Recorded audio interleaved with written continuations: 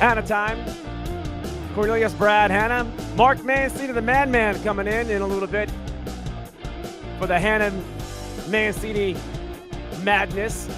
Then we got Kevin Iole of Yahoo Sports, an old friend for a few decades. He's all over the sports world with everything going on. We're going to tap into Vegas sports, hockey. He's a big hockey fan too, and plus more from Kevin. He's a great sports mind. All that coming up more in 30 seconds. I got a lot to talk about the sports world going on, NFL, NBA, NHL, blah, blah, blah. 30 seconds. Can you count to 30 for me? How about it? 1, 2.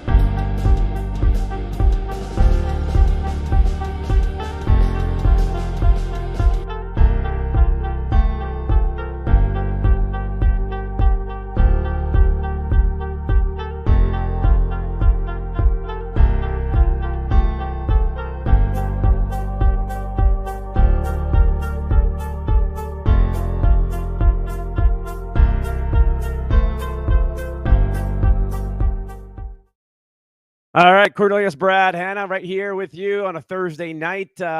Big show coming up for you. Big time show for you. Lots to talk about. Hopefully we can get everything in. Lakers playing right now against the Warriors, a big battle game 2. We had a hockey playoff game. Toronto goes down again. And there's a Laker NBA conspiracy going on right now. I'm going to throw it out to you. Let you decide. You decide. And then, LeBron and Stephon Curry having a kiss. I'm going to show you a photograph. Maybe just a bad, frame moment, but yee. Suns point guard, Chris Paul's career done? Like, does he come back? Can he, if the Suns make it to the next round, maybe we see him? Like, is this it? Great career, right? That's what we're talking about. Wacky NFL draft stories. I got a lot of fun stories to talk about. Arizona Cardinals quarterback Kyler Murray, this odd, strange trade rumor popped out during the draft that the Cardinals had an offer, an opportunity to send him to Atlanta. We're going to just kind of break it down a little bit. And why would the Cardinals not do it or do it? Has a lot to do with his contract. Aaron Rodgers in love with New York, the Jets. Mets pitcher Max Scherzer. Is his career, is it over? Like, he's older, right? A lot of pitches, right? And he's been in trouble a few times with the baseball. And is this the end of a great pitcher? Also, we're going to throw in some history stuff. Who is the best baseball team of all time in the history of baseball? The NHL Boston Bruins, the biggest playoff choke ever. Definitely for hockey, but in sports. We'll break that down. And fans can join if you want live on camera with us. Just check out the link. Click on it. Go through it. I have Mark Mancini, the Madman, for the Hanna Mancini portion of the show coming up in about 30 seconds because Kevin Iole is coming in also. Kevin is a big-time sports journalist. He's a combat columnist for Yahoo Sports, and for decades covering all sports. He's been coming up at the bottom of the half hour, and I've known him for since the 90s. Wow, since the 90s. But let's bring in the madman himself right now, Mark Mancini. How you doing, Mark? Always a pleasure to be on this show, man. I'll tell you, I missed you last week with that draft and Angels and A's and all that stuff. But man, oh man, I'm excited to be back and hold the fort down. You guys did a great job, and yeah, the draft was something. And I'll tell you, man, I'm high on that Richardson kid. That kid can throw a football through a car wash without getting it wet. So did DeMarcus Russell. And that didn't go well on Oakland. Man. The Colts, this guy reminds he's 6'4", 229. Big guy, reminds me of Josh Allen a lot. This kid, I'll tell you, Indianapolis drafts well, and Andrew Luck in the making. I'm still trying to figure out what Houston was doing. I mean, I know C.J. Stroud's there, but you know how high I am on Ohio State quarterbacks. I get that. Here's Quentin Richardson himself talking about his Hall of Fame potential career, but he's got a lot of work to do. I think the Colts could have found him later on in the second round. I don't think anybody was grabbing him. Talking about finding somebody in the second round. What the hell were the Redskins thinking? They drafted a kid that's 110 pounds dripping wet. That's NFL is strange. You couldn't get Flowers or Gonzalez or somebody like that. Well, how about this rookie quarterback? Cardinals picked him up from Houston, right? Clayton Tune thinks he's the best quarterback in the draft. You know what? He threw a lot of passes, Mark, down in Houston, and he definitely knows how to sling it. So you've seen a lot of coverages and a lot of everything, right? So you think maybe he can. And the Cardinals need a quarterback for this season, and if he does well, Murray was rumored to be trading. I don't know. How about Levis? Didn't he have the best girlfriend in the whole draft? I mean, Levis, he'll die in Tennessee. I mean, Tennessee's, they don't get good quarterbacks coming through there. I've seen the Tannehills and everything go through there. I got a buddy that's high on the Bears. The Eagles stole the draft. Eagles really, they loaded up with Georgia guys. They screwed the Bears, brought in Carter there. The Steelers got, they're what they wanted. Joey Porter Jr., they brought in Broderick. I mean, Patriots went for defense, man. Look at Gonzalez. And look at Stetson Bennett, a guy I love. He'll do good with the Rams. All right, Mark, I got a problem with this. Guy gets drafted, Green Bay Packers, gets an Iowa guy, kind of like fits the mold, I guess, in certain ways. But, when you get announced that you're going to be drafted, you get the phone call, everybody's in your living room and hugging you, and your father's there, right? And you got all these women around you, and the father gives a hug to the girlfriend. And I didn't want to show the video, but the photograph definitely shows, like, I guess he likes giving little love taps on the butt of his son's girlfriend. Look at it. I mean, more than that, I just kind of froze it for everybody. Right on national TV, everybody went, "What was that? Wow. Come on, Dad." I know, but great pick for the Packers. You need to get some defense because that offense could struggle. That's why they went. That dad looks like Woody Harrelson. Let me go back. Is it Woody? Look, he's got the whole palm out. He's grabbing cheeks, man. Like, what's he eating? My goodness. Is that the wife in the background smiling?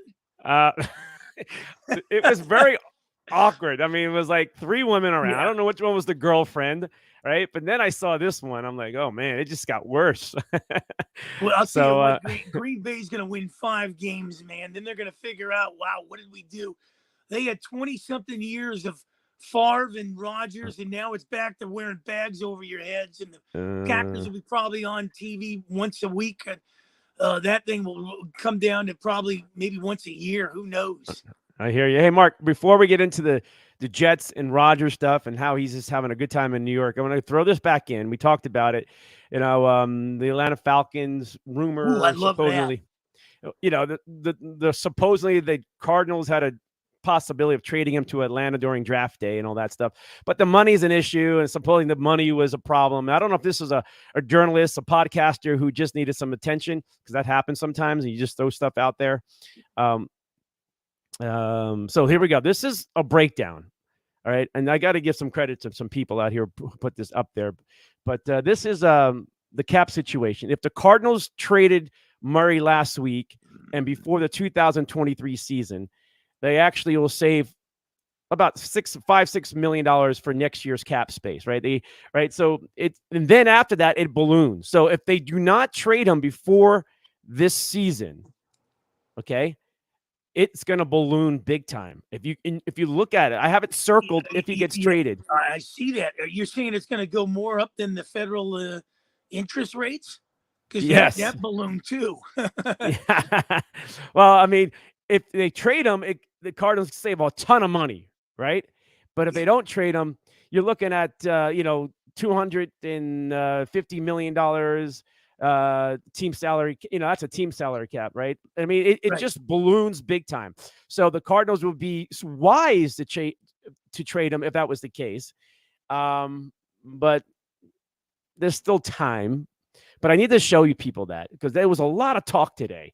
And, there's a lot of money, and the Cardinals would have to eat a lot of money too. So the Cardinals are kind of stuck, unless somebody gets really desperate, and the Cardinals are just okay with it. And this is a new team, a new coaching staff, a new everything. So they're not really married to Kyler Murray.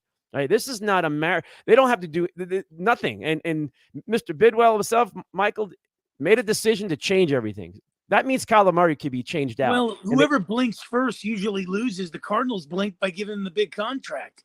That was Yeah, they panicked and it blew up in their face. And Yeah, this is the guy. Oh, not this guy. I'm gonna go back to him in a second. This is the guy. Same number actually.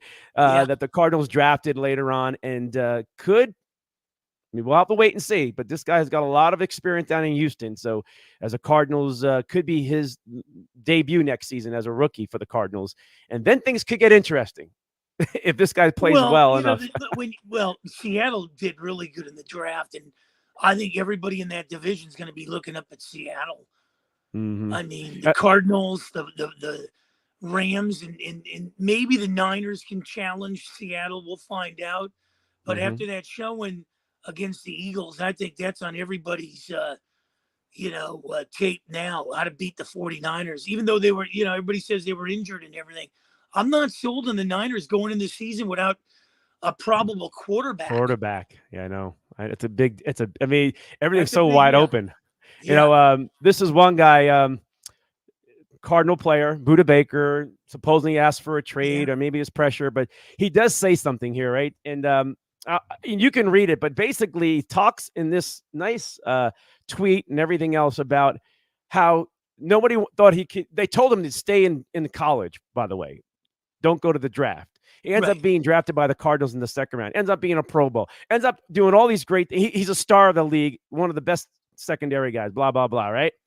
And just putting it out there about people's predicting and all these recruits and everything else who are trying to mold a team roster with all these predictions and these general managers and these player personnel directors and all that stuff.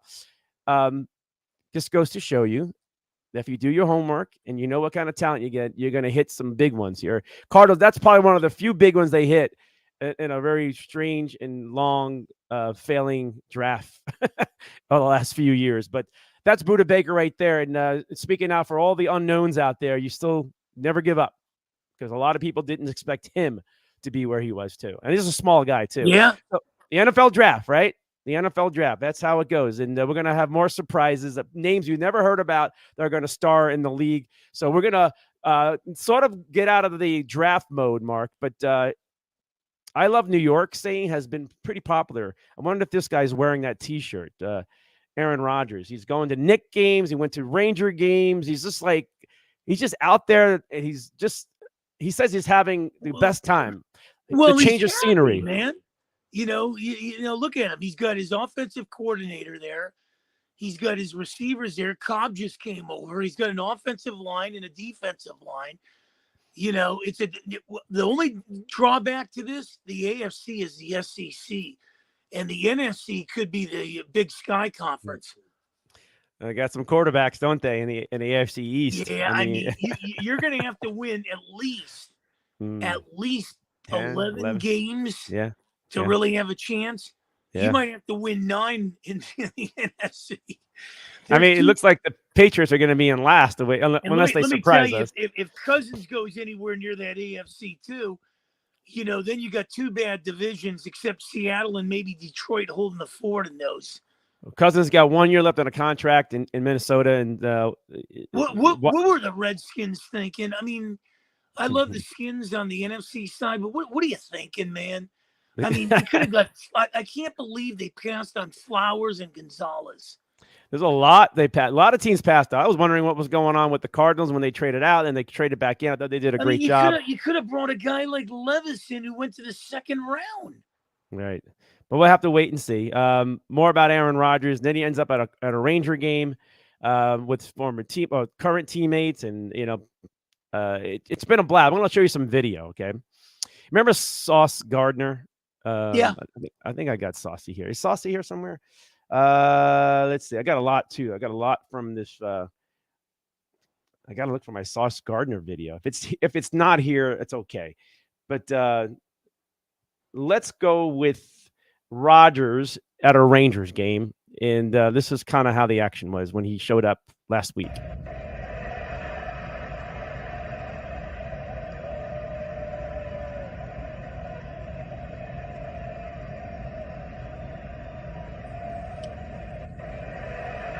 He just wants to say, "Let's go!" Right?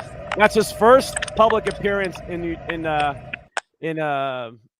in New York at the Ranger game itself. I think this is a Sauce Gardner one. Hang on here. This is Sauce Gardner from being at a Knick game over the weekend, sitting next to Aaron Rodgers and Lazard, or was it Cobb? And Jessica Alba was like 2 seats over. And he didn't know who she was, and Aaron was like ripping on him the whole time. He was just picking on me a little bit for being young. You know, like we was getting seated, and he was like, "Oh, we're about to sit by what's her name? We're about to sit by." He was just picking on me a little bit for being young. You know, like we was getting seated, and he was like, "Oh, we're about to sit by what's her name? We're about to sit by Jessica Alba," and I'm just like, "Oh." You know what I mean? I'm like, yeah, I don't know who that is. And he just looked at me. He looked at me like I'm crazy. You know what I mean? So, yeah, it was just great just being able to sit over there, and I got to meet her and one of her friends who was from Detroit, actually. You know, it was great vibes, but that whole night, he would just keep asking me out of nowhere, like, "Do you know who that person is?" And I'm like, "Bro, that's Amari Stoudemire. I know who that is." Like, now you're just picking on me at this point. He was just picking on me a little bit for being. That's Aaron Rodgers, man. That's what Aaron's gonna do to the Jets. He's gonna relax them. He's gonna relax the Jets. He's gonna be the control in the huddle. He's the coolest guy. You know what? He'll have more women to date in New York too than Milwaukee. A lot of Laverne and Shirley's out there. Yeah, well, that's too funny. Yeah, Aaron did talk about how he he always will love Green Bay. But he just loved the idea of having a change in his career in a new place and it's really energized him. It's energized him. You realize what New York's going to become now? You know, I can go back to the Jets, and their best quarterback other than Joe Namath had to be Richard Todd. And they've gone through a lot of guys, but this is a guy that can capture the town. Quite different than Brett Favre, I think, because I think Brett was on his last legs there. Mm-hmm. Rodgers is a little more rejuvenated, kind of beats his own drum, kind of has that Zen mentality like Phil Jackson, except Phil couldn't do it. This guy's he doesn't care. And now he's got it's going to be like Gladys Knight and the Pips there. Well, when the Rangers got knocked out last week this week, over the weekend, I guess, right? What the hell was that, man? And then, big forwards like that, you take a 2-0 lead and the Devils come back and outvote you. And win it in 7 games. And then the Ranger fans start fighting the promotions team of the Devils. Look at this video. Watch.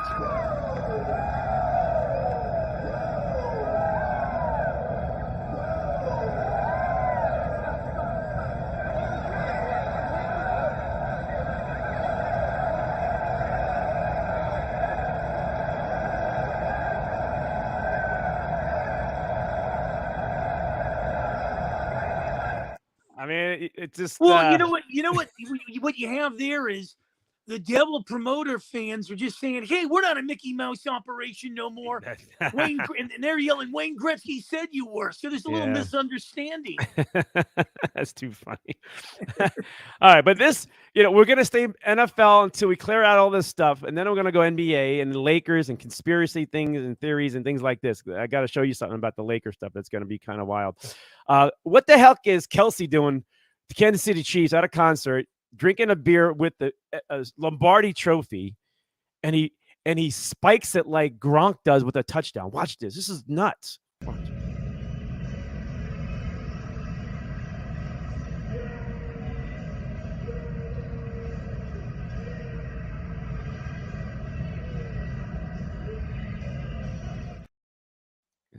Oh, wait, we missed. I got to play it back.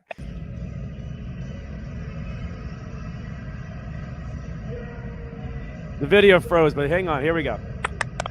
He's got the beer. Here we go. Oh, what the hell is that? Wow. Now, I know it's probably a replica, but in the insane. I know Kansas City has some of the best barbecue food. Maybe there was too much barbecue sauce in that bud. Oh, God. Dude, what is with that, man? What are you doing, man?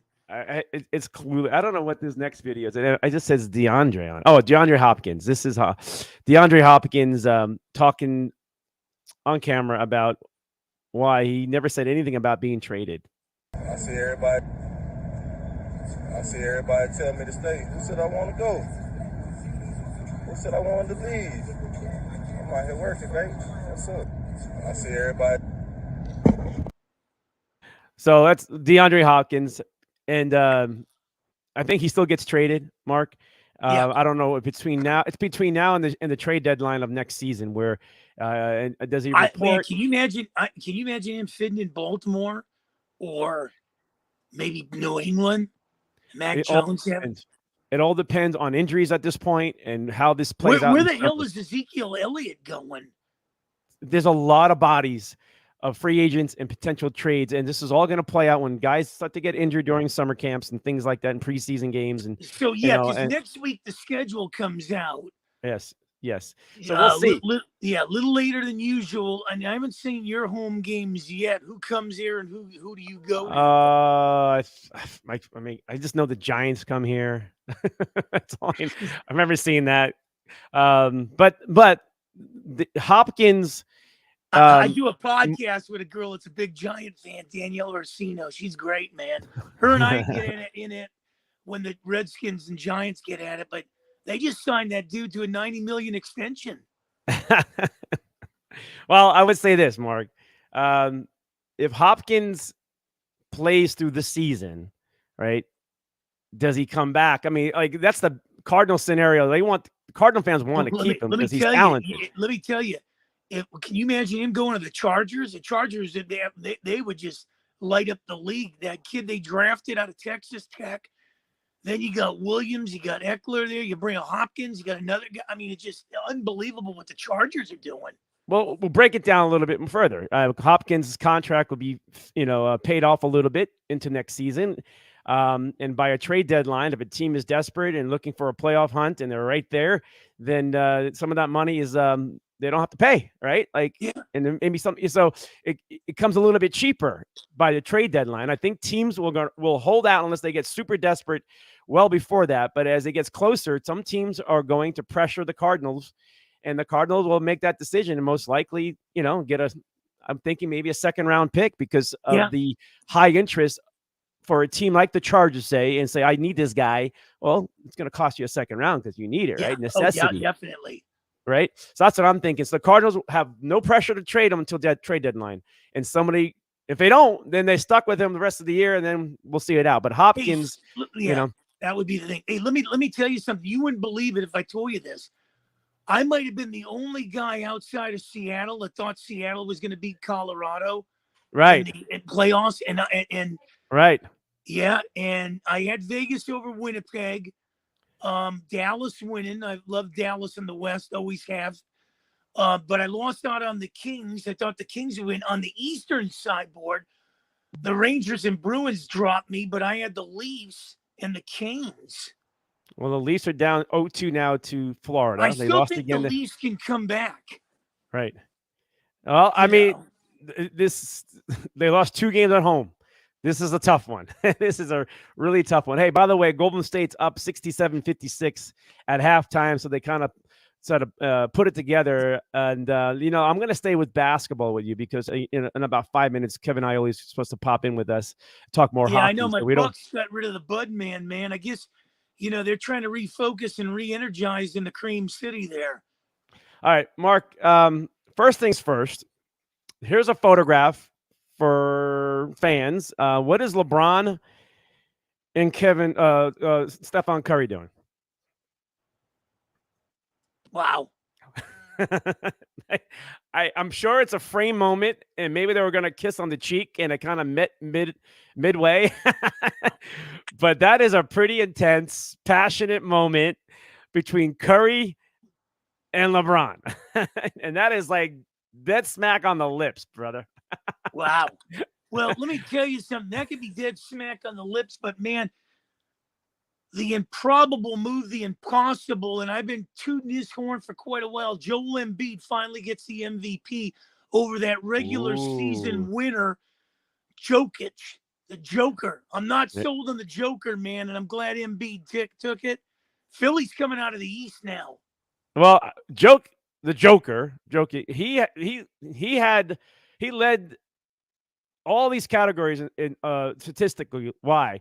And and one good argument, Mark, is that he had a better statistical season than Embiid. Let me put it this way, Cornelius. You put that guy in the East, they would knock him around so much. The West, I don't want to use the word passive, or they let everybody kind of do what they want out West. But East, they start to knock you around. Imagine going up against the Phillies, the Milwaukees, the Bostons, the New Yorks, the Miamis. I think Jokic, that's the same way I feel about Connor McDavid. I'm not a Connor McDavid guy. And if he had to go up against the Bostons, the Washingtons, the Pittsburghs, the Phillies, the Rangers, that's why I love Matthews. And I think what Embiid did was, he should have won it, at least twice. Right. We'll talk hockey here. Kevin's popping in. He's in our green room right now, Kevin Ioli. I want to throw this out here. We're going to stay with the Lakers real quick. And then this is a very limited offense. Oh, let me get this guy off the screen here. There we go. All right. This is a stat here. Look at this. Largest attempts differential among their opponents. The Lakers free throws. This is going to the foul line this season and into the playoffs. This is pretty these are referees calling fouls. Okay. The Lakers, this is not even close, Mark. The Kings are second at plus 193. The Lakers are plus 411 in differentials going to the free throw line compared to their opponents. Let's call it like what the heck. Anthony Davis plays one night like Will Chamberlain. The next night he plays like Mike Schmurk. Oh, I agree with that, but the dude, come on, man. You're 6'11", 7 feet, man. Come on, man. You got 5 points by the time the fourth quarter comes around. I agree. This guy, he and I'm not a big Aiden guy, but this guy's making Aiden look better than him. I don't know how many he has I'm like tonight. Charles Barkley, man. I can't really watch the NBA as much as I watch the NHL playoffs. Looking at Davis's numbers right now, he's got 4 points. Dude can't even hit free throws. They used 4 points. They used to bang on Shaq there. Yeah, 4 points for Anthony Davis after he had 30 in game one. So it's kind of, you're right. This is the up and down. This is Charles Barkley confirming it now. Charles was right. You know where the Lakers made the steal of this whole thing? Rui Hachimura. I love him. I loved him with Washington. Bringing him into LA. This guy is a neutralizer. All right, Mark, I got to bring in Kevin because he's a busy guy, and we got him for about 20 minutes or so here. Hey, Kevin Ioli, Yahoo Sports, the combat columnist. How you doing, Kevin? I'm doing great. Thanks for having me. I'm happy. I'm excited because I want to talk hockey. I know you're really well into the Knights. Also, you're a Pittsburgh guy too, so I'm sure you got a lot of love. Yeah, he's a big Pittsburgh. Penguins, what happened? Well, we need our Pittsburgh native there, John Gibson from Anaheim, and shore up the defense a little. That's what we need. Need to get a trade. We need another Barrasso and Fleury. We don't have that. Well, I mean, I think if we're going to talk about the Penguins, which I don't know, there's a lot of good teams playing, but the thing of the Penguins, I think Ron Hextall just did a terrible job putting that team together. And so I hate to say this, but he deserved to get fired. But I look at, Tristan Jarry, and, he, I think, is a good enough goalie that you can win with, but he's had trouble staying healthy. And so maybe that's going to be his thing all his career. But I think when Tristan Jarry is healthy, he plays well and he's an elite high-end goalie. But he's just a guy. There's some guys that have that, right? They're talented, but they never stay healthy for long periods of stretches, and you can't rely on them. So at the end of the day, no matter how good you are, if you're not there going to the post all the time, then, there's an issue with you. Well, I grew up with the Dennis Herons, the Dunk Wilsons, and the guy that walked off. So did I. I grew up there. I also grew up with 5,000 fans in Pittsburgh when they didn't know where the hell they were going. But I will tell you this. We've been spoiled over the years with the Barrassos and the Fleuries and Murrays. But what's happening now is, Tristan Jarry reminds me of Bill Walton. When he's on the court, he was good. But when he's off the court, he's more off the court than he's on the court. We can't have a Greg Oden in Pittsburgh. Yeah, the Penguins are one of the NHL signature franchises, and when I lived in Pittsburgh, and I moved out of Pittsburgh, 1982, and I had season tickets for about 12 years when I lived in Pittsburgh. They were terrible, and then they drafted Mario in '84, and ever since then, it's been a parade of superstars. You know, Jaromir Jagr, Sidney Crosby, Evgeny Malkin, Ron Francis. You name it, Kevin Stevens. They had all these great players. And they still have the makings of a good team right now. Now they're getting older, but Hextall, I mean, who was a great goalie in his day. He didn't just mess up goaltending; he messed up everything. And he was they should the guy they should have kept there. Yeah, the guy they should have cut. Rutherford was past his prime there, but the guy they let out the door that they probably should have scampered and got back was Ron Francis, who's turning around the Seattle Kraken. Hey guys, I want to jump to the Knights, one of Kevin's favorite teams. My favorite team. I was just having fun, but what a great game last night. I was watching it. Edmonton ties it. It was, and then the Knights come back with 2 goals, like within like a minute, and it just flipped the game. Like they pull off the win. Still, the Knights, great win, a lot of goal scoring. You know, who's the guy who had like 4 goals last night for Leon Draisaitl? Right. Oh my gosh. Like, guy couldn't stop scoring, you know, but I was okay because McDavid couldn't. McDavid had many opportunities. But Kevin, yourself, is that a typical Vegas game win, or was that something a little out of ordinary last night? Well, you know, I thought they played a really good game last night. But, you know, you have 2 of the greatest players in the NHL on Edmonton, Connor McDavid and Leon Draisaitl. And, you know, you're not going to stop those guys. You know, you can hope some games that, you know, that they don't go off like Draisaitl did last night. But what you're going to try to do is stay out of the penalty box so you don't give them the opportunity with the extra man, and just play smart through the neutral zone so they're not attacking with this great speed coming in. And, you know, I thought they did a great job last night, but Draisaitl is so good, and so is McDavid. It just happened to be Draisaitl's turn. But the Golden Knights played a really smart defensive game, and they capitalized on a lot of opportunities they had. So, you know, it couldn't have gone much better, I thought, for them. Yeah, Kevin, Cornelius, I wanted to jump in on that. Maybe I'm not buying the coffee that's being passed around here, but I'm not a big Connor McDavid guy. I've always been an Austin Matthews guy, and I told Cornelius earlier that if Connor McDavid was in the East, he'd be just another guy, I would think, because they would knock him around the Rangers. I'll still take him. Okay, but here's the thing, and I don't understand these people that give me a razzing around here that tell me Connor McDavid is going to be better than Wayne Gretzky. First of all, the Edmonton Oilers don't have a Kevin Lowe back there or an Andy Moog or a Grant Fuhr, so they'll never be the Edmonton Oilers of the past. But I don't think Connor McDavid's ever going to be a Wayne Gretzky, and he would just be another guy in the East against the Pittsburghs, Phillies, Rangers, Islanders, Bruins, and the list goes on. Look at these stats. I mean, I think all you have to do is just take this year, and I don't even know what the stats are, but after I'm off with you, I'll look it up. And he scored 160 something points, and half of them were against the East. You know, I mean, the guy. I would disagree with you a lot. I mean, he's one of the fastest skaters, if not the fastest. And even if he's not the absolute fastest straight line skater, he can make moves with his hands at top speed. And I mean, I saw that last night. Yeah, I saw that last night, Kevin. It was I don't know what it was. It was when the 2-goal lead or up 5-3 or whatever it was, and McDavid tried to take over, and he did something so quick with that stick, and I thought, crap, that's elite stuff right there. But when you look at the Edmontons, and you know, Sidney Crosby still has the best backhanded shot in the league. I mean, it's far none. But when you look at this Edmonton team, and I watched them against the Kings, they can only score, it seemed like, on power plays. And when I look at the Edmontons, when I look at the Buffaloes, when I look at the Islanders, when I look at some of these teams, they've been trying to retool for years. I'll tell you right now, the team to watch out for in the next couple of years is the Detroit Red Wings, because Yzerman is building something there. Yeah, I think they're going to be good. But I think when you look at, you know, hey, Edmonton has not been great under McDavid. Now they're getting better, right?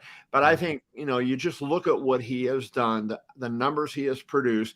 Whereas, like, we can say this both with Mario Lemieux and Wayne Gretzky. they had unbelievable supporting cast, right? A lot around them, Mark Messier, Glenn Anderson, Yari Curry, Paul Coffey, and there's a ton of Hall of Famers on the Edmonton Oilers teams. And then when Mario was in there, Jaromir Jagr, Ron Francis, Kevin Stevens, Paul Coffey for a while, Larry Murphy. And so they had tons and tons and tons of talent. I think at one point the Penguins had 8 guys on one of their Stanley Cup teams that had been captains in the NHL, all in and Mario. So they had help. Connor McDavid, I was going to say Connor McGregor, the fighter. Connor McDavid doesn't have that, right? And he doesn't have the kind of cast, but they're getting better.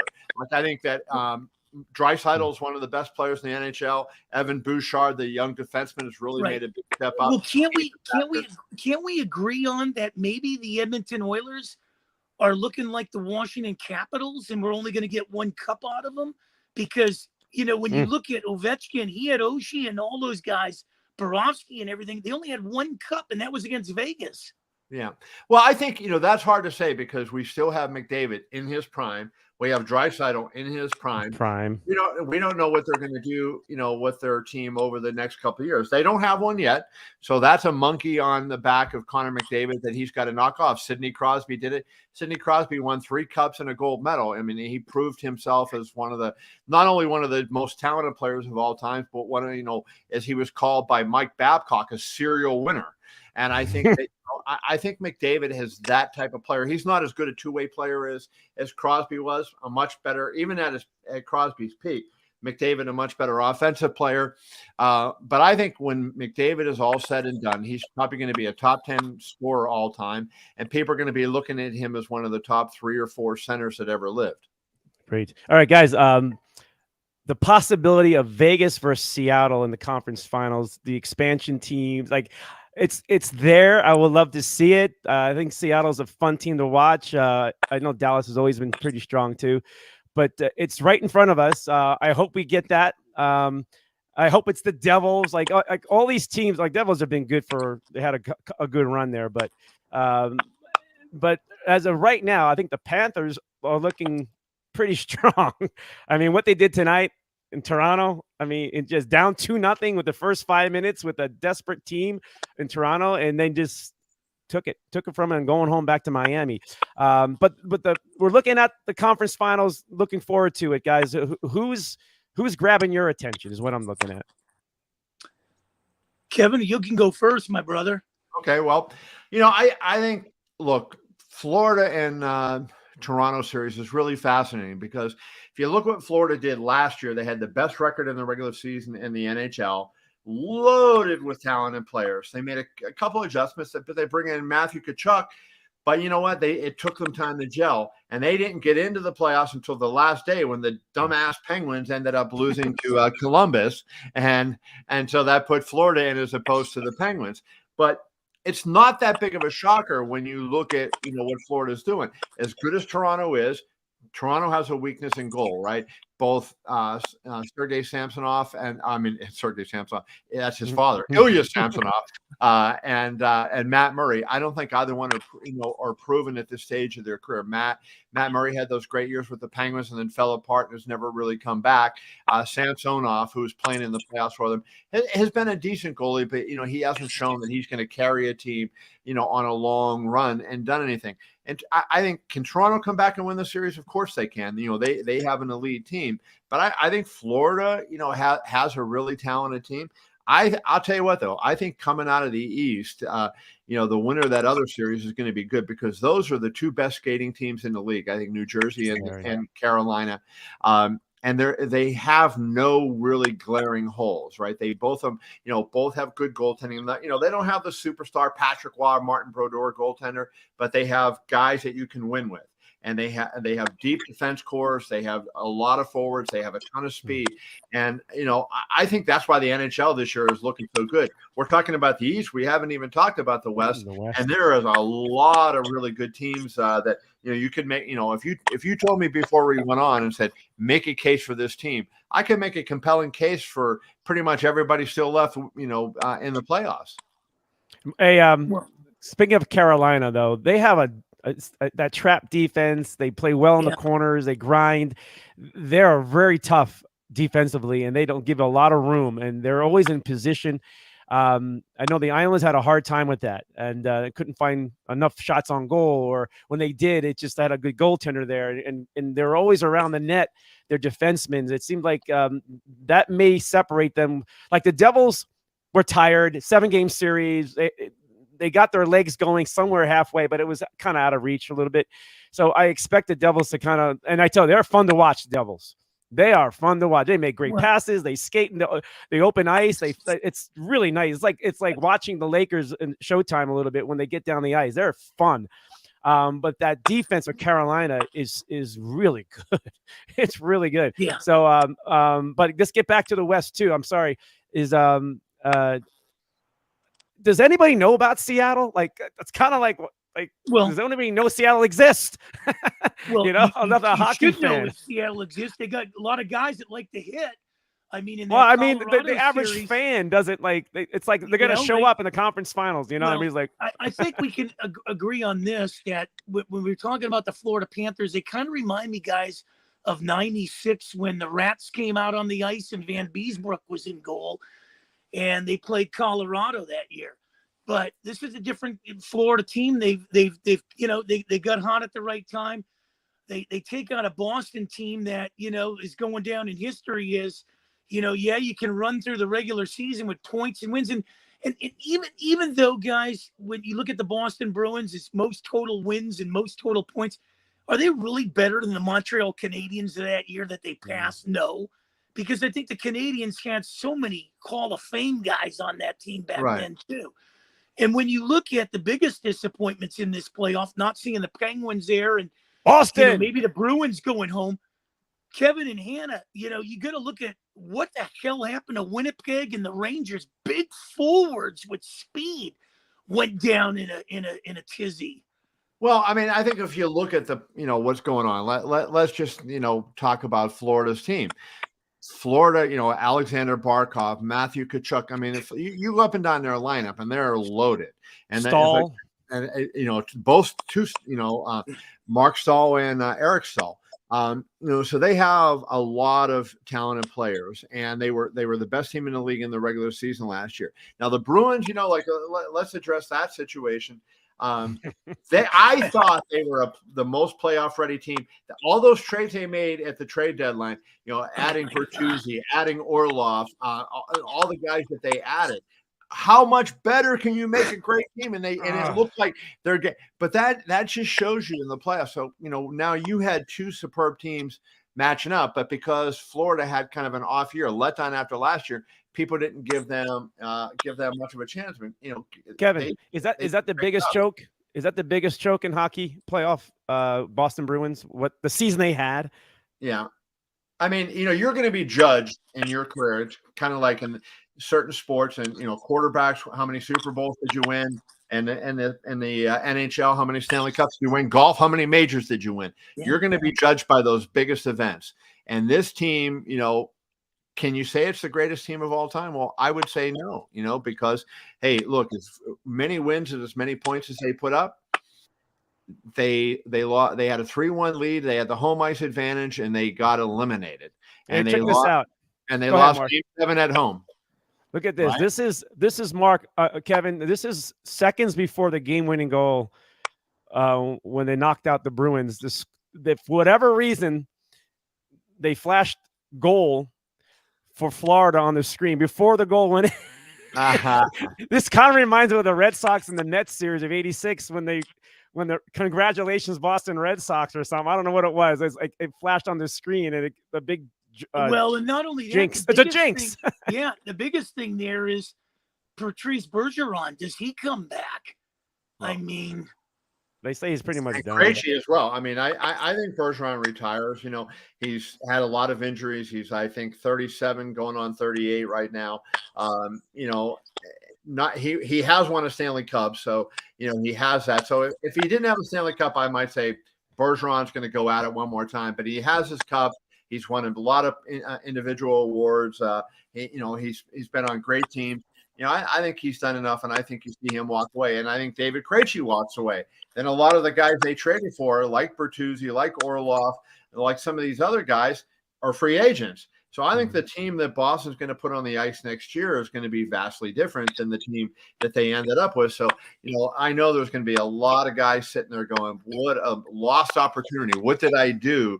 And not doing everything I could to win this Stanley Cup.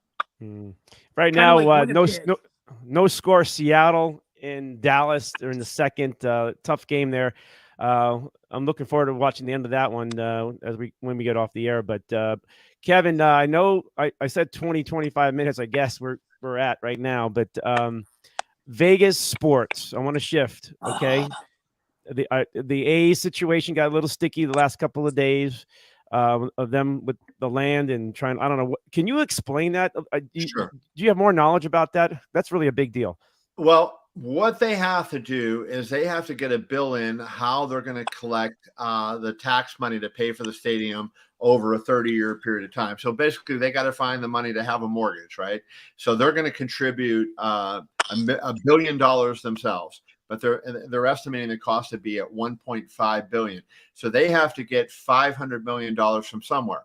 So there's not a lot of appetite in the state legislature for taxing us, regular citizens. So what they're essentially saying they're going to do is they're going to put a use tax, because they're going to kind of make it like LA Live or Toshiba Plaza, where there's a lot of restaurants and bars and places in addition to the ballpark that you can go.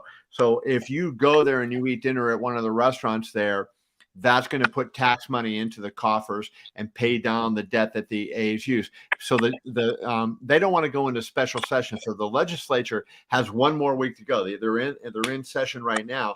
They have a week to go. So they want to get a bill, and their deadline is the supposed deadline from the Speaker of the House of the Nevada State Assembly is tomorrow. So the A's would have to give them a bill that they can then talk over for the last week.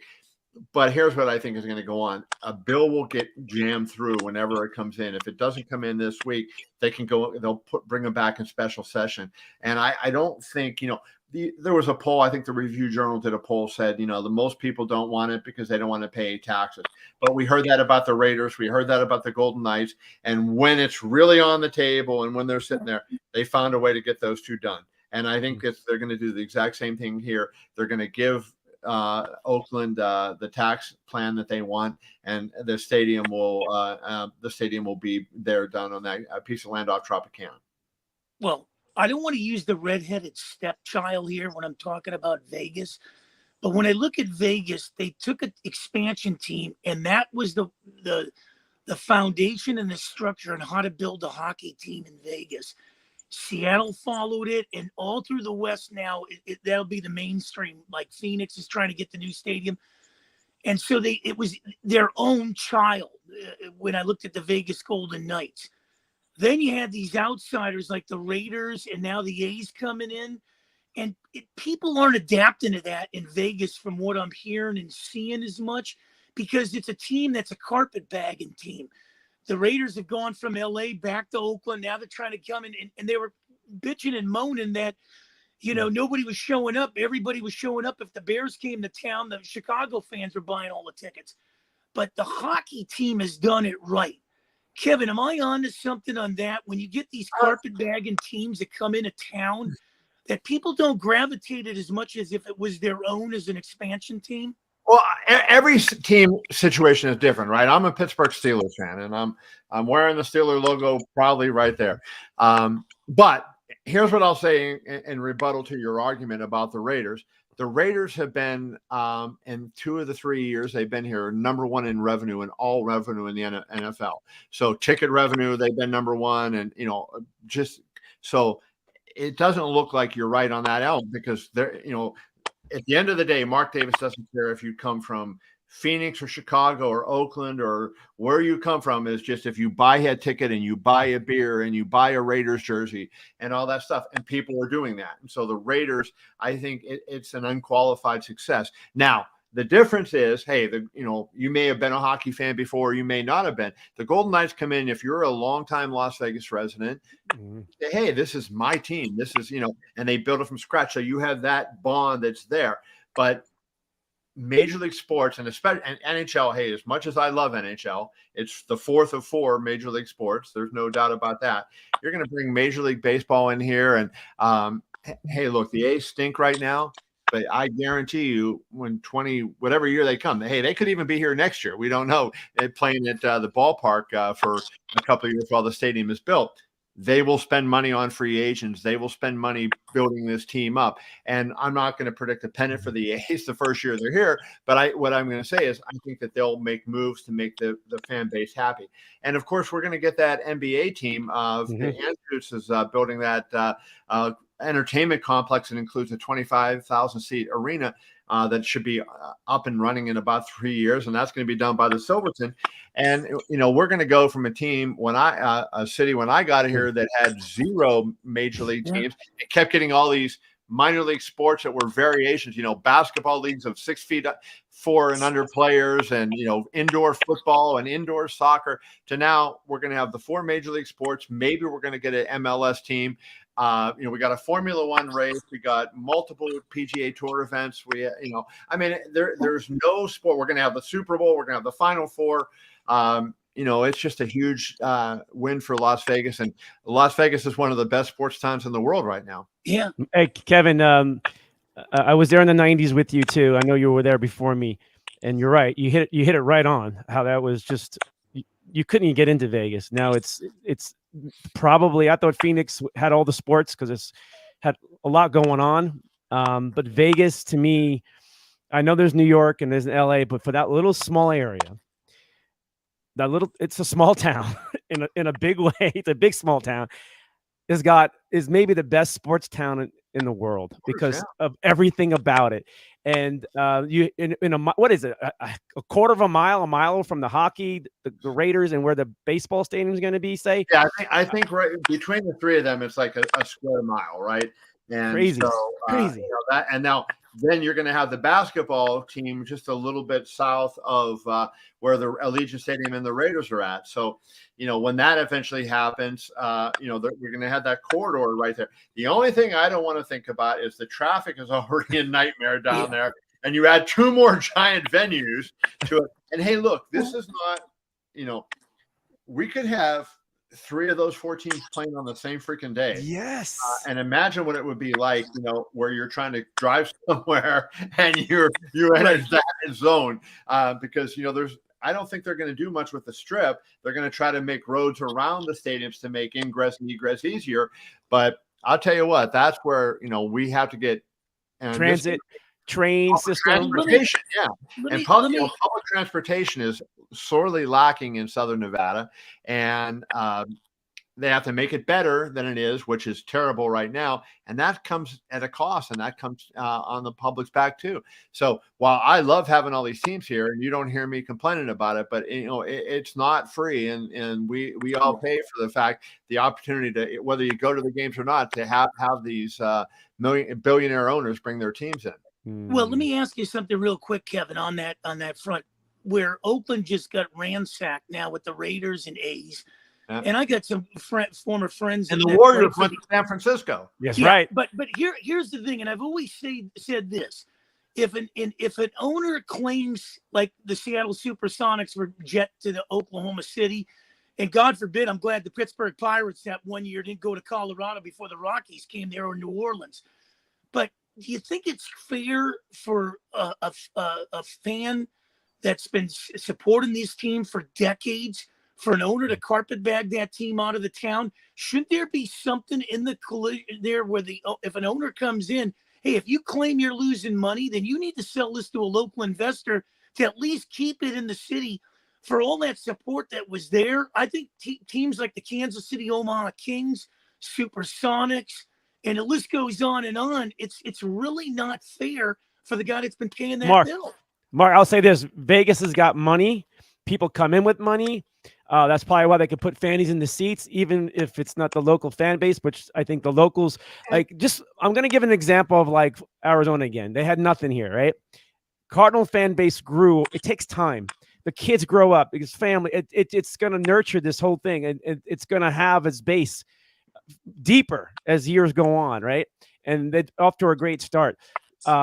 I'm not worried about Vegas itself in that aspect, but Oakland had many opportunities, Mark. They've and whatever politics are over there, whatever it is, they've had their opportunities. I mean, so Well, Brad, here's the answer to the question, right? So let's say that you decide to open a pizza joint, and you open it somewhere in Las Vegas and have the best pizza in the world, and you're making money, but then all of a sudden, it's different things happen and it's harder. Roads break down. It's harder to get to your pizza joint and everything. And now you have some other city saying, hey, we're going to not only let you open your pizza joint in my city, but we'll let you open it in a prime location and we'll pay you, subsidize your move, and we'll give you tax dollars to make it easier. And is it fair to you where you're maybe making $100,000 a year at the Las Vegas pizza store, and you can go to the Los Angeles pizza store and make $1 million a year? And is it fair to you as a business person that somebody would write a rule, say you can't do that, or you have to sell your pizza business that you founded, you created, and you paid for, so that some people in Las Vegas can continue?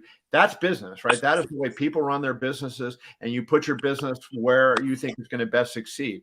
And it's tough. Look, hey, I grew up in Pittsburgh, and I see it even now, like there's no salary cap in baseball. The Pirates have one of the worst owners, cheap owner. It's hard to get, I mean, the Pirates just paid Brian Reynolds $106 million over 8 years, and it was the biggest contract in Pirates history. Aaron Judge is going to make more in 2 years than the biggest contract in the Pirates history.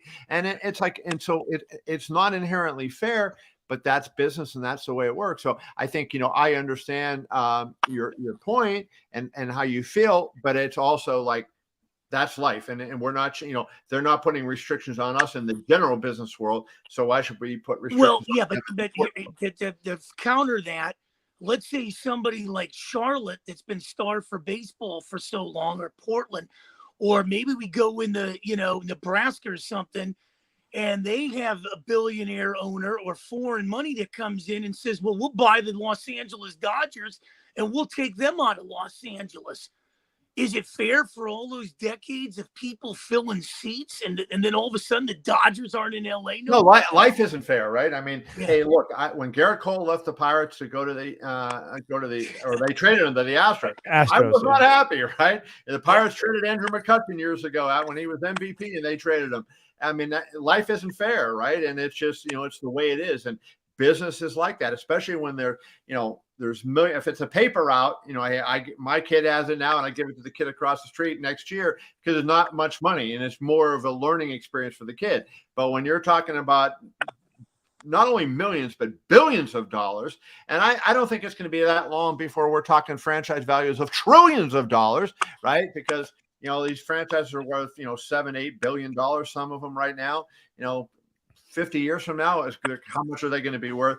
I just don't think, saying it's not fair is fair to the business people. Hey, Kevin, before I let you go, anything you've been working on today? I know you said something. I'm not going to, but it's up to you. You said a breaking story earlier, but if it's not broken yet, don't. There's a story on Yahoo Sports. I did 3 things today, so I can tell you about all 3 of them. But the breaking news story that I referenced to you was Jorge Masvidal, the former UFC fighter who just recently retired. There was a shooting at his home today. And it sounds like a domestic dispute. Masvidal was not there at the time. Police have said he's not a suspect. It sounds like his father may be a suspect. The police, up until just before I came on, all the police had said was an elderly person in Masvidal's home was arrested. So they didn't say who it was, whether it was his father or somebody else. And the victim was shot, sounds like in the shoulder, and has been at a hospital. So I wrote a story on that. I also did a story on one of the UFC fighters who's fighting Henry Cejudo. He's fighting on Saturday at UFC 288. He's ending a 3-year retirement to come back. And then I did a story. I kind of brought up WrestleMania 1 and how over the top that was, and Muhammad Ali was involved and all these things. And I made a point, maybe boxing should try something like that. So that was my work today. It's all on Yahoo Sports. I also tweeted links on Twitter, so anybody can catch that all there. Wow. Yeah, Kevin, I'm not going to say this in a in a mean way because you've earned the legacy and the tenure of being a journalist and a really good one, and a really good guy too, by the way, because not all journalists are good guys. He's a Pittsburgh guy, man. Come on, he's a Pittsburgh guy. All right, wait. Since he said that, All how the did quarterbacks come out of Pittsburgh? Come wait, on. exactly right. Was he upset, Kevin, that Dan Marino was not a Steeler? Of course. No, I remember. And then we get Gabriel Rivera, and he turned, senior sack. And unfortunately for him, he gets paralyzed halfway through his rookie year and never played again. So, yeah, I mean, how nice would it have been to go from Terry Bradshaw the next season to Dan Marino? Instead, who did we go to? I think we went to Cliff Stout. Yeah. Terry Hanratty. That's too funny. All right, Kevin, I owe the combat columnist, which yes, in a good way. Yahoo Sports. You gotta get him him back up. here, man. He's good, man. We gotta get him up. I'm just not convinced with Connor McDavid, man. You know what it is, Kevin. If you stay consistent, people will believe you. I don't waver. That's just what it is. It's just we'll see what happens. Give him a couple of years, and even maybe this playoff series. It's not over yet. That's true. Well, that's only one game. You need 4. All right, Kevin. Thank you so much, and thank you for your thanks. time. Thank you for your time. All right, Kevin Iole, right there from Yahoo Sports. He's a hung great in there about guy, man. He's great. He looks like if he had more darker glasses, he would look like George Seifert. But you know what, Cornelius? I never shied away from that. As far as the fact, is it fair to pull teams out that people support? Money comes and goes. Money comes and goes. Building those relationships is priceless. Yeah, so we're there with the Coyotes right now. If you're not doing good like you claim, then sell a damn team to a local investor.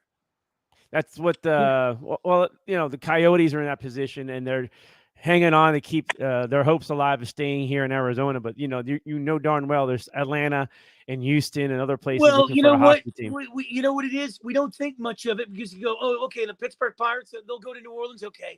Oh, okay. The Arizona Coyotes, they're going to become the Phoenix Coyotes. Oh, okay. They're going to become the New Mexico Coyotes. You only think about it when these big markets come into play. Yes. Maybe the Chicago Bears are moving. Maybe the Cubs are moving. Maybe this and that. Well, remember this? Well, wait a minute. We can't have that. That's the Giants. The Giants. Well, they had a deal on the table with Tampa.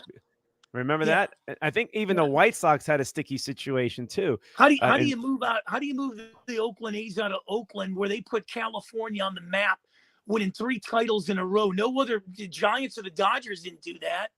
Remember, they came from Kansas City, the Oakland A's. So and the Lakers came from Minneapolis. The Dodgers came from Brooklyn. I think the Angels and the Padres are the only ones. Come on, man. That's all. That's all before and we the were Kings. Even born. The Kings. Wait. The Kings are original, right? Yeah. Oh no, they're Seals. No, they're the Seals. Kansas City Omaha Kings. Who are the Seals? Oakland. Wait, who are the Seals? California Golden Seals, Oakland Seals, Cleveland Barons. But who became the Seals? Became an NHL team. Was it maybe it was the Kings? I don't know. Anyway, maybe they threw the Seals into the Sharks, and the Sharks ate the Seals. That's too funny. How about the Clippers? The Buffalo Braves, the San Diego Clippers. Well, let's talk about how embarrassing the Lakers are getting destroyed by Golden State. Oh, come on. This is it. I'll tell you right now, they're trying to push the Lakers in there. It's one of those things. You brought up the facts. They want to see the Lakers. I'm surprised they haven't pushed the Knicks into this thing. Come on, Knicks. I want my Knicks in there. Both these teams got 2 sorry guys on their team. 2-man teams, man. Come on. You're going to beat Philly. You're going to beat Miami with those 2 guys. I'll take the Knicks over the Lakers. Knicks are a deeper team. They just don't have a. When was the last time the Knicks were relevant? Since Pat Riley? Like 10 years ago when they were in the second round. But relevant was the Patrick Ewing days or the Larry Johnson days and the Marcus Camby days and Sprewell. Hey, let me tell you something. Pat Riley did those Van Gundy brothers a favor by getting rid of them. But hey, I'm excited for the Knicks. Hopefully they can keep the mojo going. I think they're a very deep team, rotation wise, and if they can get past a really tough, good Miami team, and Miami's a good team. That's like a cage fight, man. That It really is. This is not. It's This like a is Joe Frazier, Muhammad Ali slugfest, man. Totally. And the Lakers are getting whooped by like 26 points right now, and they're going into probably the that Mike Smrek has 3 points right now. Anthony Davis. Let's give it to you. About 4 points.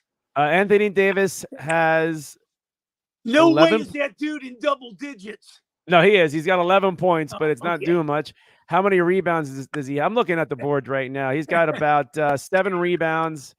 LeBron has 23 points. Looney must be eating them up. Right. And how's your favorite guy there? Austin Reeves has 7. Wow. Right. Yeah. So, I mean, when you look at the Lakers. The Suns are dead, huh? Well, we'll go back to that, with I think I mentioned it. I don't think I actually put it on the screen for us, but this guy right here, come on, pop on the screen. Oh, wow. Yeah.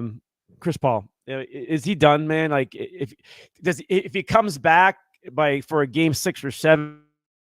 Wow. Yeah, no doubt. He's got to be done.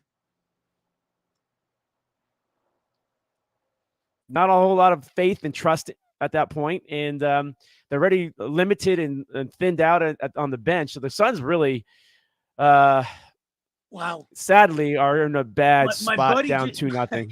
My buddy just sent me. He said tickets for Game 3 to see the Lakers are $375 in the nosebleeds. Yeah, we're gonna go to that. All right. That's welcome to LA, right? I'll take that money and fill up my $75 to see 2 guys play basketball and the other 3 guys looking at those 2 guys. Well, that's like a tank of gas in LA. That's a full tank of gas in 1 week for LA. 20. He's telling me now 20,000 for a courtside seat. 20,000 to see. All right. Speaking of dollars, the Lakers up close. Speaking of dollars, we're going to stay in Phoenix with the Suns owner, who is getting out of this. He's going to get sued by Bally Sports. Diamond Sports Group, but it's really Bally's. And what's going on is he wants to get the Suns, the Mercury basketball games, more efficiently to the fan base, more free TV, more opportunities to watch your team instead of having to, purchase and buy something to watch your team. He wants to go back kind of old school. That's the owner of the Phoenix Suns right there in the picture itself. But he's going to get sued for it. But your thoughts on this? And why don't more teams do it? Because, I mean, if you're the Yankees.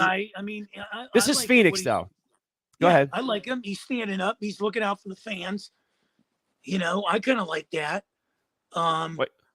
He kind of looks like Chevy Chase, too. He draws the foul. Yeah. Remember that? I like this guy. I mean, what's he going to do when his sons go home in 4? Is he going to, that's going to be interesting. Do you get rid of your first guy out the door is probably Aiden. Well, the thing is with the Suns right now, is this ownership is very aggressive. Obviously, what he's doing right now with the TV rights and everything else, he's willing to get out of it. Fenway Group that owns the Penguins. Right. He's very aggressive. He's aggressive to go get Durant. And really what he's trying to do is really he's hitting the fans really good, right in the heart. Like he's showing them a lot of love. If you gave me a chance to get Draymond Green or Kevin Durant, I'm taking Draymond Green any day of the week. The passion and desire that guy plays with. I know he gets a little loose every now and then. He plays the game all out, man. I mean, I would take Draymond. You wouldn't take Draymond Green over Kevin Durant? I would. Durant, awesome. But Draymond is like the heartbeat of your team, basically. Yeah. And he plays hard. He scores. He can give you a great scoring night, but he can definitely battle and make it very uncomfortable for anybody, that he's playing against too. And Suns fans don't like him, or a lot of fans don't like him. But obviously, if you're on your team, you're going to smile. You're going to enjoy that part of it. All right. God, what a show today, man. I know. Hey, you, me. Dallas and Seattle hockey 2-1 second period. Tough, great game to watch. Stars I like, man. Pavelski had the hat trick the other night. Mark, I gotta stay on this Laker thing. They're down by 30 now. Okay. The Lakers are down by 30. Everybody was What an loving them. embarrassment. All right. How do you go from that? And remember, the Lakers almost lost that game one. They escaped. You know, it was tied. Remember, it was tied on the late in the game. But anyhow, 30-point deficit, fourth quarter. It's an embarrassment. And everybody who thinks the Lakers, no, Golden State's still a very good team. My brother the other day told me, he said, "Hey, Mark, did you watch a Denver Phoenix game?" I go, "What? I watched a rerun of the 79 Pirates, man. What are you talking about? I can't watch this stuff, man. I can't. Can you sit there and watch the NBA with all the stuff going on, the fouls every 2 seconds, the no defense? Can you sit there and watch that if your team ain't in there?"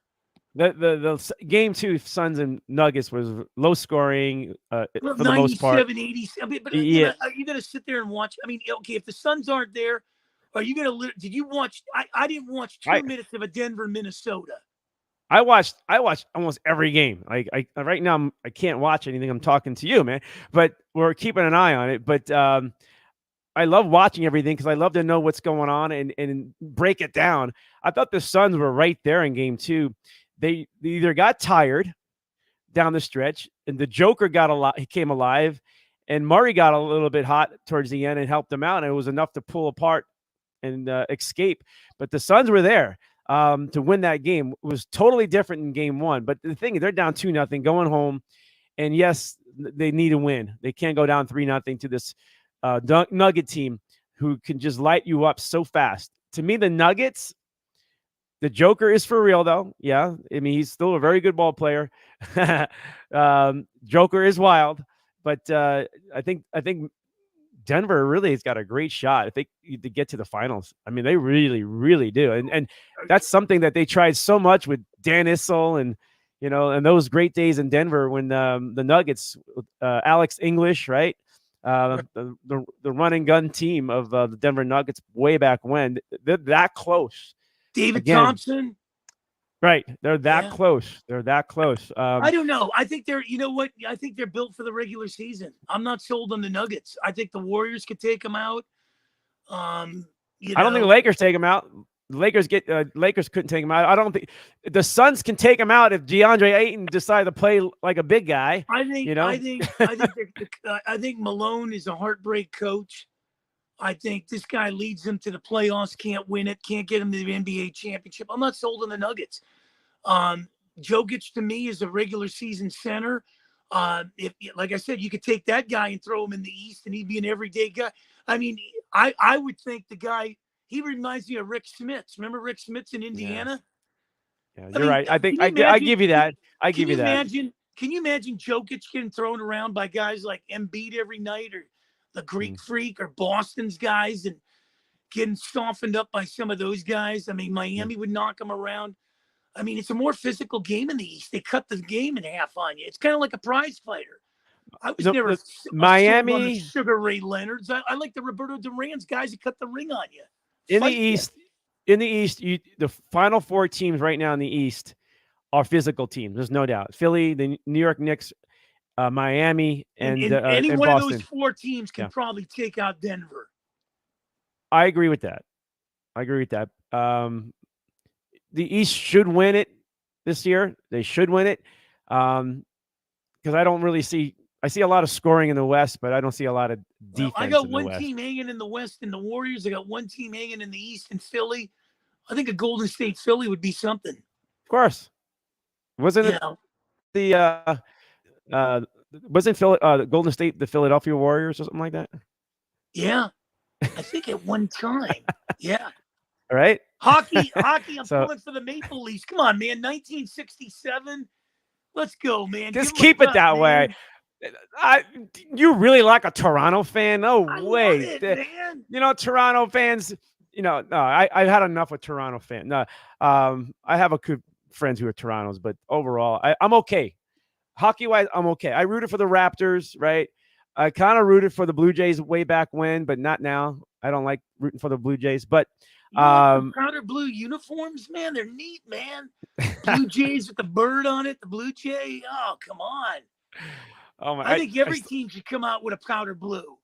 Oh my gosh! Look at the Cardinals. Look at the Twins.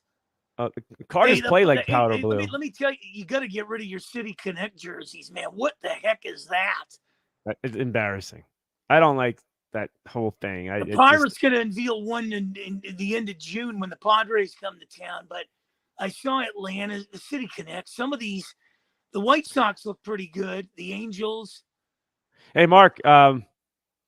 Obviously, this stat I showed earlier with the Lakers and the referees like kissing their butts a whole look lot. at the smile on Davis's face. He's going back to the free throw line. I mean, again, folks, this is a stat that's seriously real. This is an overall number differential.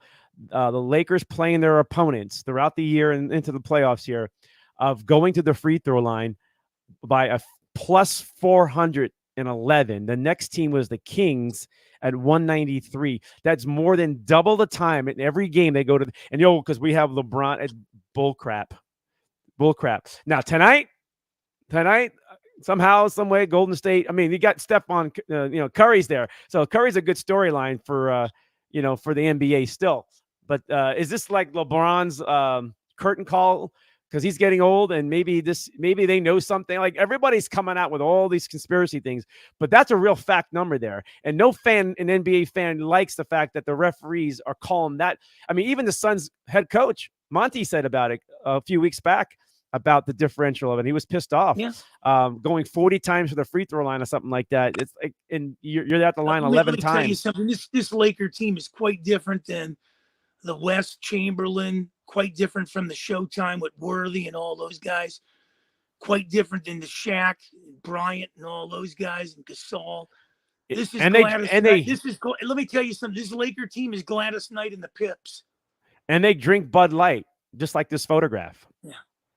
LeBron doesn't. If LeBron's not in Los Angeles, this Laker team would be in the lottery every year.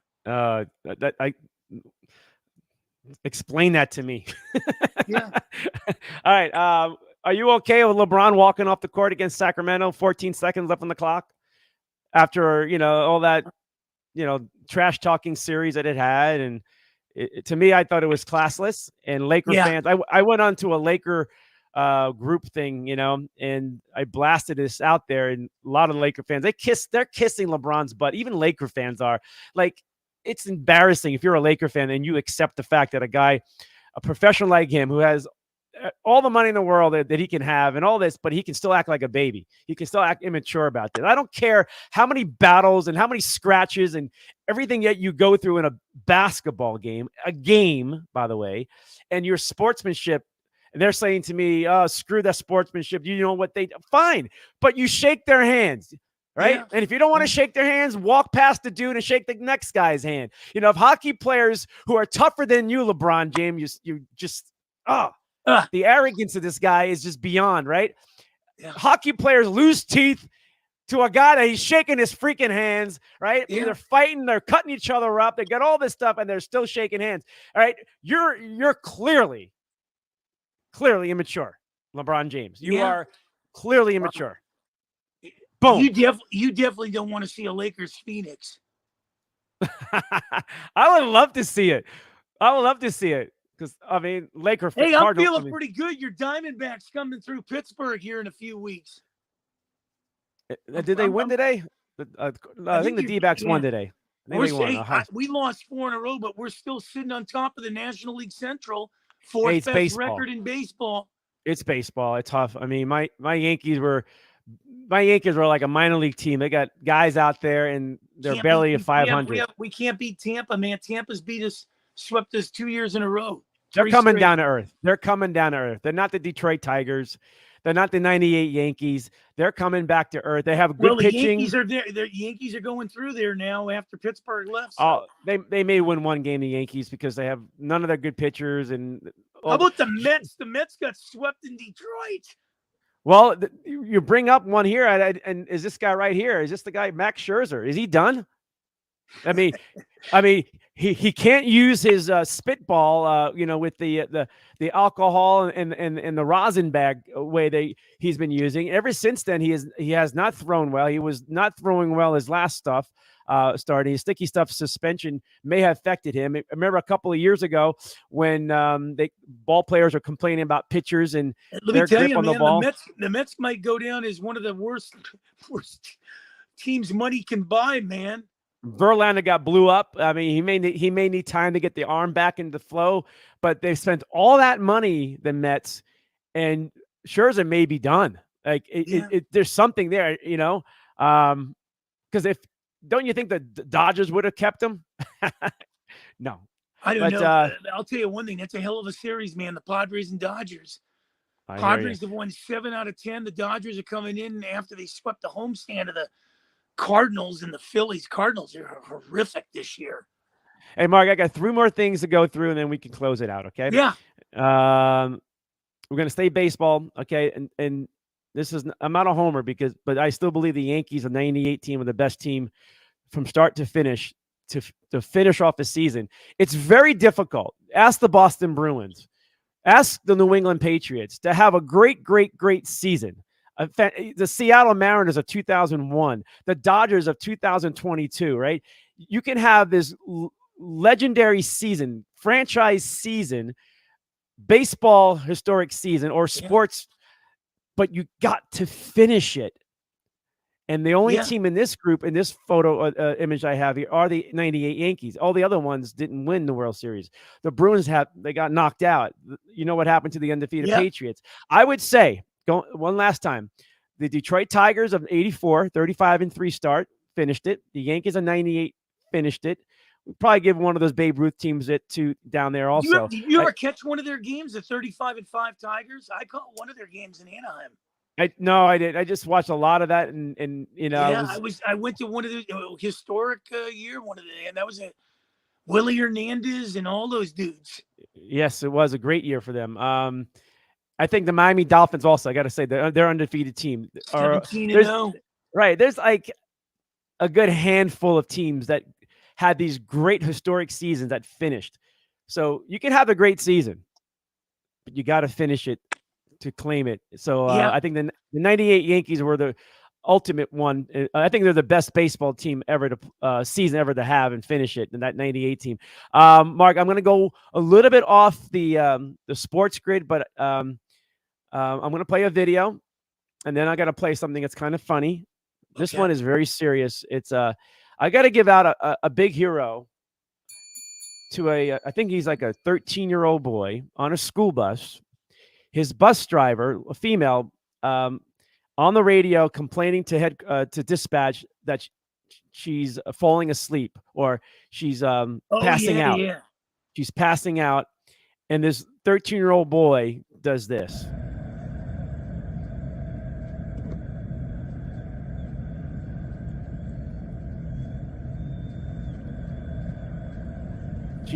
She's talking to dispatch, but she's starting to lose it right there.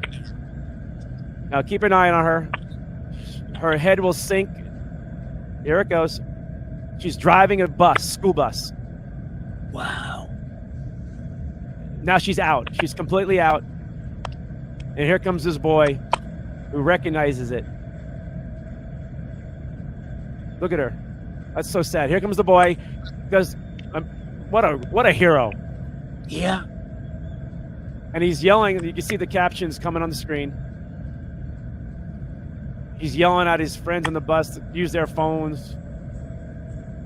I got to give up, man. I mean, it just, for everybody who had a child and all that, man, those are moments that you can feel for. What a hero. You know what? That kid deserves keys to the city. He deserves all the pizza he wants, man. Like somebody, I mean, if I had a pizza joint, that kid has free pizza for the lifetime there, man. Like, just loving that. One more thing. This is kind of funny. This is in New York, at the Met. The Met. They're having a big opera or something like that, orchestra or whatever, right? And I don't know how this happened. I don't have the audio. I saw the audio. I heard it a little bit. It wasn't as good, but look at this. A woman breaks out loud, full body orgasm during the LA. Wow. I thought it was New York, LA. So Mark, you didn't hear that? No. During a concert. I don't know. Imagine sleeping with that lady. You wouldn't even need an alarm clock. And okay, L.A. I mean, people do things in movie theaters. But Gee, I don't know. she'd wake up the block. Honey, that wasn't the drum. That wasn't the trombone. Yeah. Oh my God. All right, Mark. I know you had a long day. The update. I can't wait. Still... I can't wait for next week, baby. I don't know great... what we're gonna have next week, but more playoff stuff. How about Kelsey Nelson? I put the word out. I'm waiting for her response, but yes, I got a lot out there. I got a lot of guests who want to come in, and it's a matter of just lining them up. We'll see what happens. This is the show. Who's Jimmy Fallon, man? Move out of the way, man. Heck, this is Hanna Time. Man, Mancini with them. Move the out. madman. The writers could be on strike. Move out of the way, man. We're pulling it. We're streaming here. All right, Mark, I'll let you roll out of here. I'll close it out on my end and for a few minutes. And then I know it's been a long day for you because you're doing radio all over the country. I'll tell you, man, tomorrow morning, I'm up early, man. I'm talking Indianapolis. I got to do a Pirate podcast and the Giants. Hey, I may be setting you up. I always have time for this one, man. I got to find out with the Giants how the food was in Mexico City. I may be setting you up June 9th, Friday night, LA boxing fight card. We may have the promoter on the show that week also, June 9th. Okay. I don't think I can make it because I've already committed to a boxing fight card June 10th, the next day here in Phoenix. But I said, you know what? I'm going to put Mancini out there to represent. And just be prepped and ready to go to Keep fight me informed. I love you, brother. Say hi to everybody, man, as we tear up the desert. Tear it up. All right, Mark Mancini, the madman. Oh, I love you, man. Have a good night. Thank you. All right, buddy. There he goes. All right. I'm going to recap a little stuff here. I want to stay local for a little bit. This was something on the screen I wanted you guys to see. I was able to get a hold of it yesterday. Is about the Kyler Murray contract situation with Cardinal fans and wondering why he would have been traded, or was that a rumor of him being traded to Atlanta? And did it make sense? And somewhat it did if he got traded before the 2023 season. And it would it'll increase their cap space for the following, going into the following year in 2024. So, yes, if the Cardinals were trying to unload that contract, it makes a whole lot of sense to do it now before the season starts, because once that kicks in, it balloons big time. And the Cardinals will be taking major hits on that cap, and they're going to have to find a way to maintain and keep a roster together. So disaster is on the mend here. It's really there. And it has a lot to do with that quarterback that they signed to a ridiculous contract that he's hurt, not going to play next season, if not maybe a few games at best. And then you got to wait for him in 2024, and you're paying a ton of money for this, and you don't know what you're getting. But if you look at the screen and look at it carefully, this is the bottom one is if they trade him before the 2023 season. The bottom part of this graphic here, you can see on the right side, it's circled. That is, they'll get $46 million in cap space. If they don't trade him, it'll end up being, $40 million. So they save about save about $5 million. You say it's not a lot, but hey, it's a start. But then if you look at the oncoming years, 25 and 26, you can tell it's like comparing it. Okay.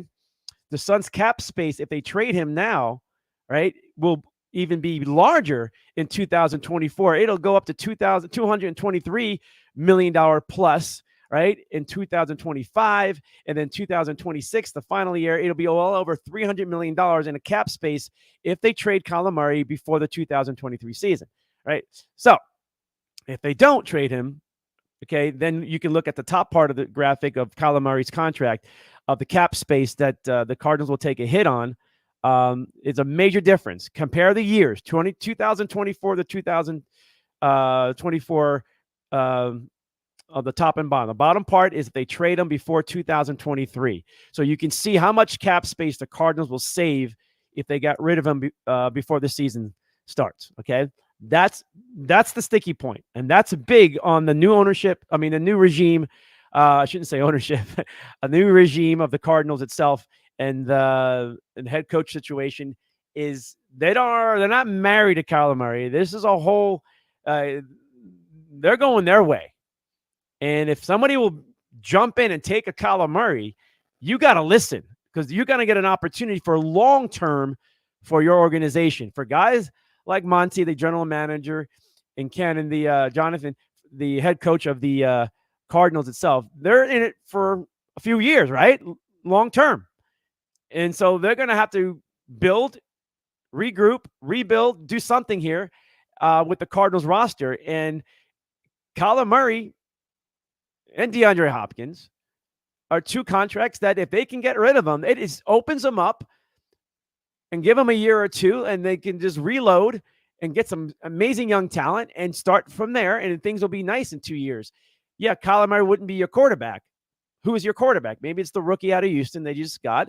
His name is Tune, and maybe he can play to your tune this next season because he may get a lot of playing time because the Cardinals don't have a quarterback. And maybe that's why they drafted a quarterback. Maybe they thought they were going to trade him. Maybe the deal that they had on the table with the Atlanta Falcons that couldn't get finished, that this is a rumor, right? We can't confirm it. Nothing has been confirmed on this. A lot of just could have been just one guy trying to get attention. Okay. But it kind of makes logical sense, though, when you think about the numbers that I just showed you on the screen. And if you're trying to rebuild this team and get a new fresh start, Kyler Murray has got a big X on his back because of that contract. And whoever wants to take that, Cardinals, dump it as fast as you can and go and trade him. Okay, let somebody else worry about it. All right, and if college turns out to be a better quarterback, or fine, but you basically got rid of a lot of money to a quarterback that's been broken down a lot and it has declined drastically. Or you're just going to hope and wish that a new system can elevate his game, or a better roster elevates his game. That's what the Cardinals are up against. All right, we'll have to wait and see. All right, guys, I appreciate it. Love you guys so much. Final scores, anything yet? It's like a few minutes to go. Lakers are just playing with the Golden State Warriors are just destroying the Lakers by like 33 points, whatever it is, 35 points. It's just embarrassing what's going on there in Golden State with the Lakers. I think the Lakers, everybody was on their bandwagon that this is what do you say now if you're a Laker fan or a Laker lover or a LeBron lover or everybody who jumped on that bandwagon really quick? How do you explain this tonight's game with Golden State's just blowing up the Lakers? Blowing up, okay? Anthony Davis, how many points he has right now? He still has 11 points. Yeah, 11 points. Obviously, he's probably not playing. They're probably sitting everybody right now, right? But still, LeBron, everybody, this is like, okay, a day off kind of game. They got their one win in Golden State, but this still got this game got out of hand pretty fast, and that's what Golden State can do to you. And the Lakers, if they don't have enough of their big ammunition guys taking off and scoring points, where are they getting the scoring from? Where are they getting the scoring from? And tonight, they got exposed. How quickly this thing can turn in. This thing can go 5 games and Golden State can run through them. If this is an indication, because the Lakers couldn't do that cannot do that to Golden State. Golden State can be down by 20 and somehow win the game or lose by 4 within the last minute of the game, like what you saw the other night in game 1 when the Lakers had a double-digit lead, like 15, 16. I don't know. They had a pretty nice lead, and that game was tied in the last minutes of the game. Down the stretch, it was tied. They came all the way back. Okay, just follow what's happening there. So from the second half of game 1 into this game, I'm talking about 6 full quarters, the Golden State Warriors have been playing better basketball than the Los Angeles Lakers. The Lakers have not played that well the last 6 quarters. Okay, put that down. Now I have to wait and see when it goes back to LA, but those are real numbers, and that is not sugarcoating anything. All right, hockey, real quick. 3-1, end of 2. Dallas needing a win to tie the series at home against Seattle Kraken. Seattle, hey, man, expansion teams. Vegas expansion team. Tonight, also, Toronto goes down and loses to Florida. They're down 2-0, going back to Miami to play the Florida Panthers. so the Toronto Maple Leafs are in trouble. In trouble itself. And then we have big night tomorrow night, basketball and more hockey, and a great weekend of sports, like always. Okay. All right, guys, I got to get out of here. We've been on the air very long time. All right. Oh, well, you know what I want to do before I do this? I want to look at some of your comments. I want to look at some of your comments because that's something I like to do a lot. Because you guys do mean a lot. I just want to make sure I played all my videos too. I'm just going to look really quick. I got DeAndre, I got Kelsey, I got the video there. I don't know if you saw the Kelsey one yet, folks. Let me show you real quick. This is Kelsey, Kansas City Chiefs, at a concert, drinking a beer over the Super Bowl trophy, and then he spikes it like a Gronk touchdown.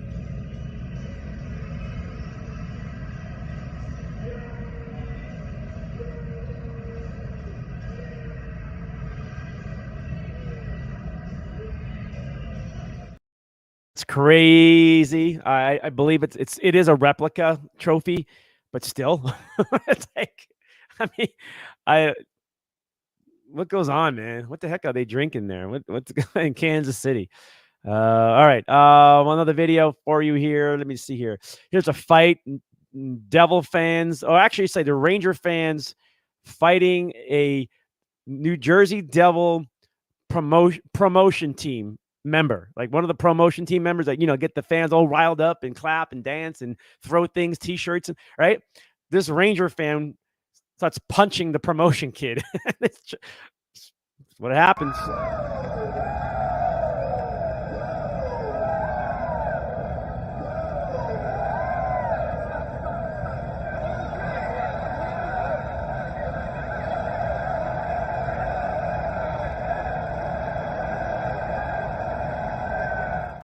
Oh boy, yes, yes. It fans love to fight, drink a little bit or whatever it is, love to fight. What else? More videos? Anything fun? I can throw you out here. You saw the DeAndre Hopkins ones earlier. This is Sauce Gardner talking about sitting courtside with Aaron Rodgers. Aaron Rodgers at a Knicks game over the weekend, and he did not know who Jessica Alba was, and Aaron Rodgers just was teasing him the whole time. But I think Aaron Rodgers really loves being in New York right now. And if he plays well, wow, good times. But here's Sauce Gardner, the defensive rookie of the year for the Jets last year. He was just picking on me a little bit for being young.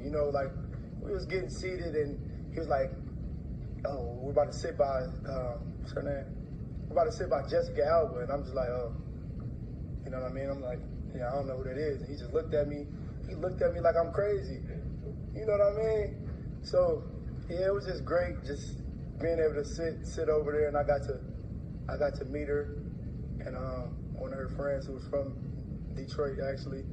It was great vibes. But that whole night, he would just keep asking me out of nowhere, like, do you know who that person is? And I'm like, bro, that's Amari Stoudemire. I know who that is. Like, now you're just picking on me at this point.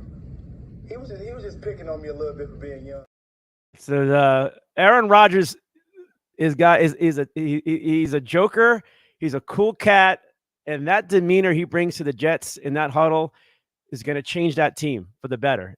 He may not be the great primetime quarterback. Maybe he'll have a lot of good flashes of that, but his leadership, his cool cat mentality on that football field is one of a kind, folks. If you witness it up close, you know what I'm talking about. And I have numerous times. I'm so impressed. He does not know pressure. He's cool as ever, and he knows the game. And but just how Gardner talked about him a little bit, he's going to relax those young players in big moments, and that's what the Packers are going to miss, and that's what a lot of teams need. So I think that alone is a huge benefit for the New York Jets on game days and even in practices. And looks like he loves New York right so far. So far, if he screws it up, they're going to hate him. But Aaron Rodgers, I think you deserve an opportunity to show your talents elsewhere. And all right, anything else I'm throwing out here? What is this video?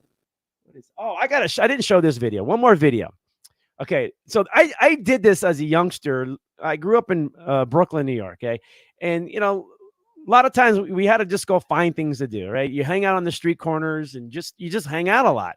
And sometimes you got in trouble, but because you just hung out. Sometimes we go to the basketball courts, right? Or we play ball on the street. And then there was this summer night, these summer nights where you go to the closed supermarket inside their parking lot. It's closed. It's 9 o'clock at night, and you put on boxing gloves.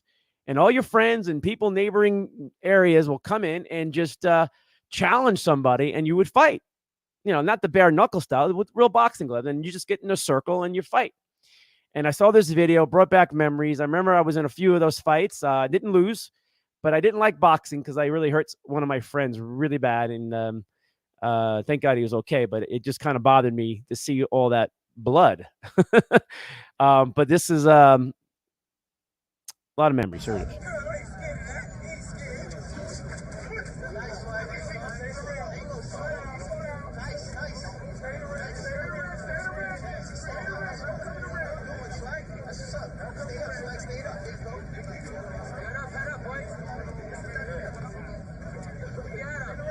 The pressure that you feel in that with all those people around you is pretty serious, and you do not want to fail. And you got to, it's unlike anything else. And I remember feeling that at a young age. I was only I think I was in 7th or 8th grade, and I was boxing like that. And it was all ages, right? And even older people wanted to fight me because I did pretty good. I didn't like it. After 2 fights, I was out. I just realized it's pretty violent. But the pressure that you feel, it's like having, your school and somebody wants to fight you and you feel that pressure, or you want there is real pressure to do it. And once you step in there and all those people around you, it's you don't want to be embarrassed.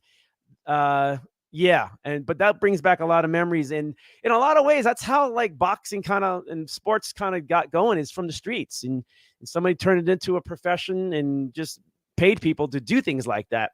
Kind of like that. I would watch that. I would stop and watch that. But they were picking people out and, challenging each other. And that's pretty cool too. It's real street life. Okay, if you understand that. And I think some of you can relate to it also. All right, guys, we got to get out of here too. I want to watch some of the hockey game, and I don't care about the Lakers, but they got bombarded a little bit. I'm going to watch the Suns game tomorrow night. If you want to meet us, we're going to be over at the Four Peaks in Tempe Marketplace. Great place, good environment. It's completely Suns in there. Every monitor, it's nuts in there. So if you want to go to Tempe Marketplace, there'll be a bunch of us down there tomorrow night watching Suns game 3, and let's say maybe 4 Suns in 4 in a row. That would be nice, right? But it doesn't quite feel that way. Right? We don't feel that, but Suns got to win too. All right, so we're out of here, guys. I appreciate it. We'll have more next week and more guests coming in. Kevin Iole was on the show from Yahoo Sports, a friend of mine from the Vegas days, and he's still in Vegas. And what a great segment with him. If you want to go back and check that out at about 30 minutes into the show, check that out with Kevin Iole. Really good, very informative, very entertaining part of the show too. All right, guys, we're out of here. I appreciate it.